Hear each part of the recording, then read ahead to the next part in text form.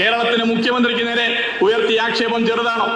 മുഖ്യമന്ത്രി വരുന്ന ജില്ലയെക്കുറിച്ച് അദ്ദേഹം ആക്ഷേപം നടത്തിയില്ലേ?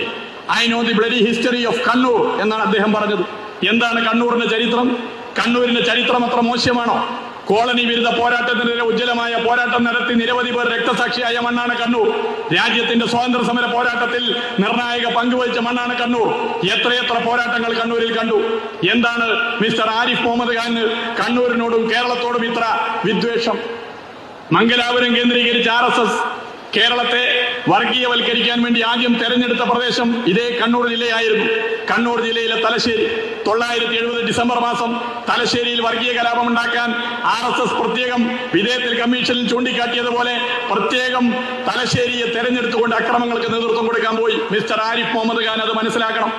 അന്ന് കണ്ണൂരിലെ കുപ്രചരണങ്ങളുടെ ഭാഗമായി ഒരു മുസ്ലിം പള്ളി ആക്രമിക്കപ്പെടാൻ വേണ്ടി പോയപ്പോൾ കമ്മ്യൂണിസ്റ്റ് പാർട്ടിയുടെ നേതാവ് CPIM-ന്റെ മാങ്ങാട്ടിടം ലോക്കൽ കമ്മിറ്റി മെമ്പർ സഖാവ് UK കുഞ്ഞിരാമൻ ആ പള്ളിക്ക് ചിലർക്കൊപ്പം കാവൽ നിന്നു.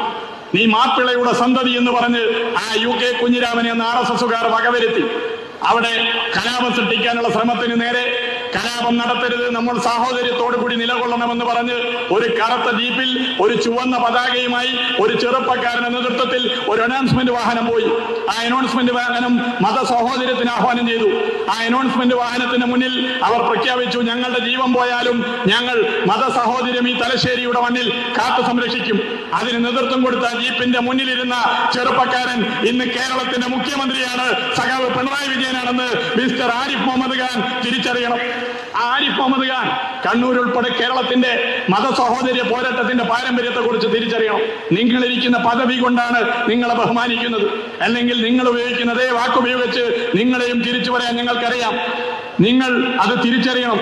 Shut your bloody mouth mister Arif Muhammad Khan എന്ന് ഞങ്ങൾക്ക് പറയാൻ അറിയാത്തതല്ല, പക്ഷേ നിങ്ങളിരിക്കുന്ന പദവിയെ ഞങ്ങൾ ബഹുമാനിക്കുന്നു, അതുകൊണ്ടാണ് അത് പറയാത്തത്.